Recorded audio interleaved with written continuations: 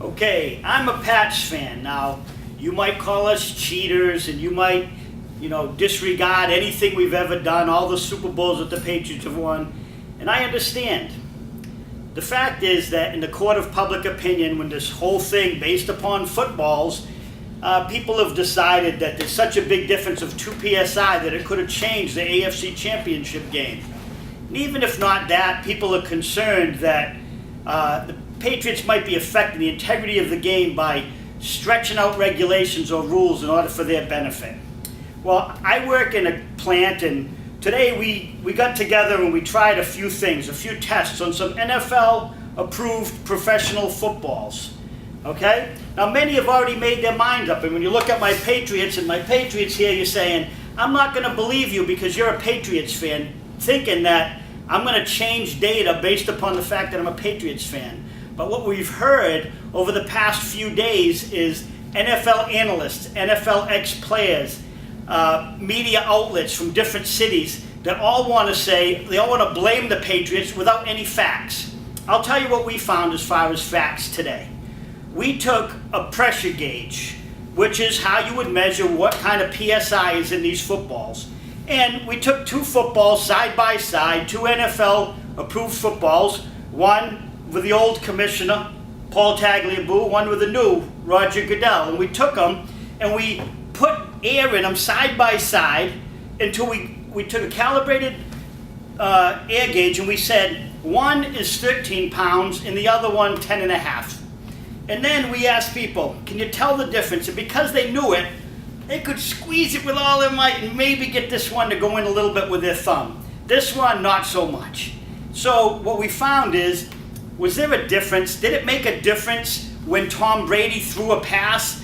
The difference in the air pressure? I can tell you, I can squeeze with all my might and you're not going to see any difference. My thumb goes in a little bit more to 1. So, did that 2 PSI change the game? Is it so incredible to believe that 2 PSI would have changed everything that happened in the AFC Championship game? Well, let's look at one thing. The quarterback is only one player. He's the guy who throws the ball. Except every once in a while you might see Julian Edelman. So Seahawks, you might want to be aware of that. But the fact is that the quarterback's the only one that's going to affect when he throws the ball. 2 PSI, one player. The rest of the 53-man roster, they're going to catch the ball. It's not going to make a difference. They're going to block. They're going to kick. Different ball on the kicking end. They're going to do all different things. But whether the ball is 2 PSI lower, it doesn't affect 52 out of the 53-man roster. I know that probably seems like a little thing, but when one guy might be affected by 2 PSI, statistically, that 2 PSI is not doing much good for the other 52 people on the roster. Okay? The other thing is coaching strategies, all these other things that play into a game where you might say, did that help Bill Belichick draw up a coaching strategy for Indianapolis? Absolutely not. Do you think he stood there at the room and said, because our balls are less than 12 PSI, now we can go win this football game? No, I think there was some defensive schemes. I think there was some schemes that you don't like, with the whole offensive linemen, going in different places and being eligible for passes and big offensive linemen catching touchdowns. You might not like that, but that's Belichick's mind. It's got nothing to do with these footballs.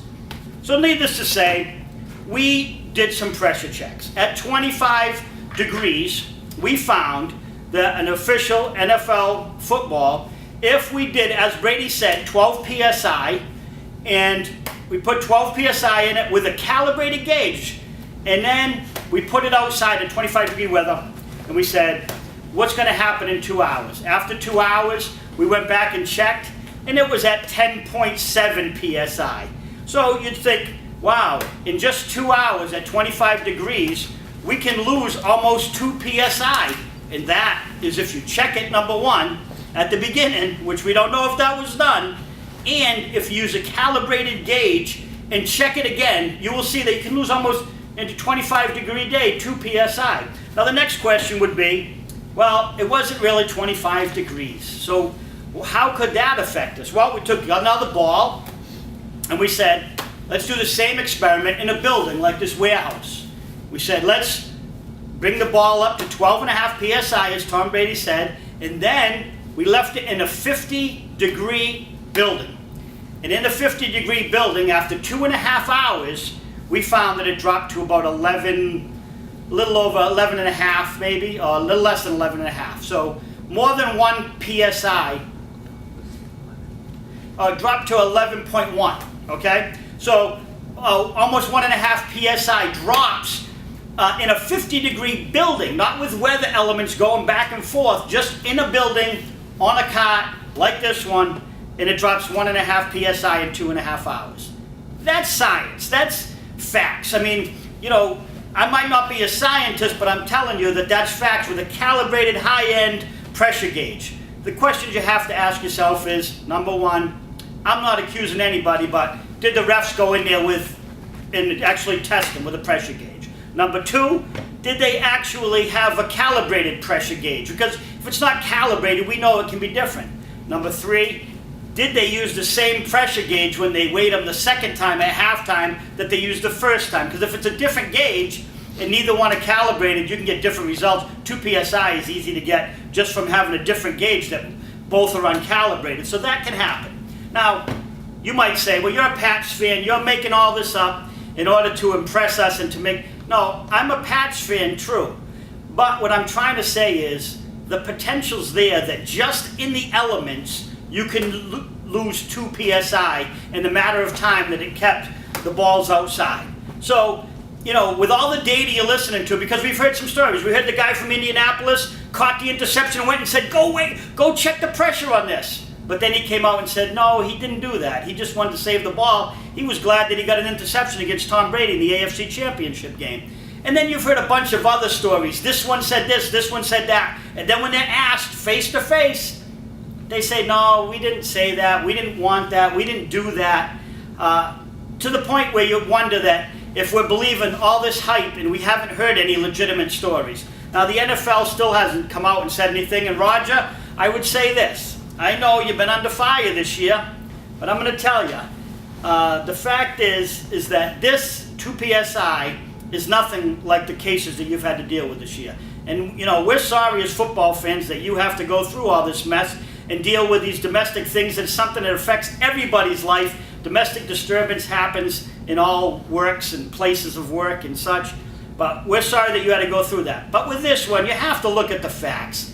Temperature, pressure, ask any scientist, they can prove to you that, because I'm not a scientist, and me and my maintenance guy were able to prove that you lose 2 pounds of pressure in a couple hours. If the ball was out there for 4 hours, it could be far under 12.5. Now, if you talk about the integrity of the game, you're going to say anything under 12.5 would be affecting the integrity of the game. That means if it's 12.4, which that would happen in probably about a half an hour of being out there in the cold weather. So now you're playing with semantics.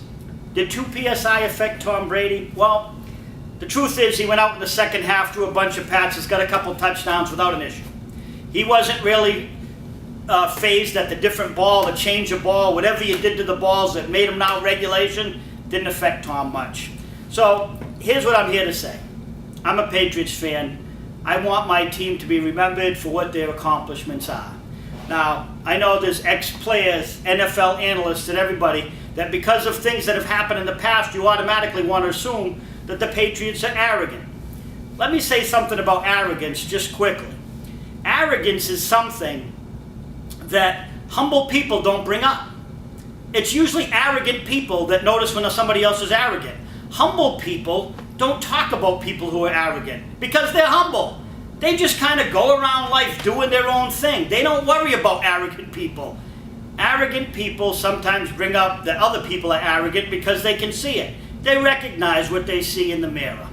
Unfortunately, people will say Bill Belichick's arrogant because he doesn't answer the press, because he doesn't give you the responses that you're looking for, because he controls you, the media, when just like you want to control them, like when, 50 people sit in a room and try to pepper Tom Brady with questions and try to make him slip up so that, you can get your little story.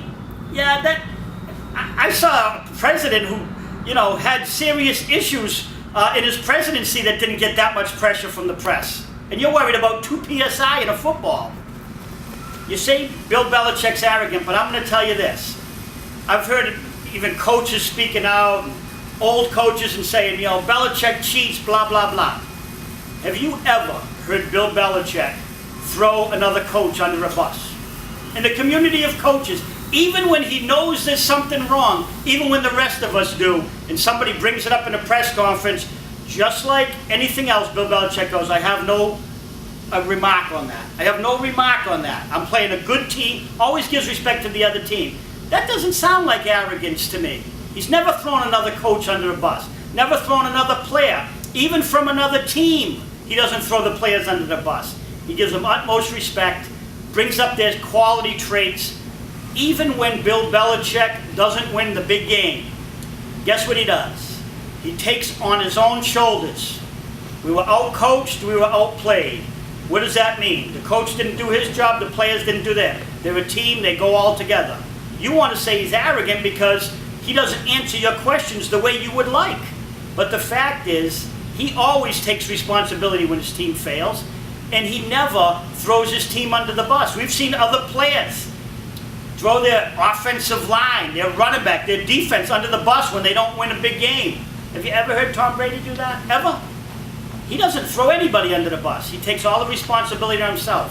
One reason why we love the organization here is because they take responsibility for their actions. So what I'm here to say is, you may not believe it, but science says they could lose 2 PSI in 3 or 4 hours outside. Science says, but we don't want to, I know you're not worried about facts, but that was the facts. And all you NFL, ex-NFL players that may have lost games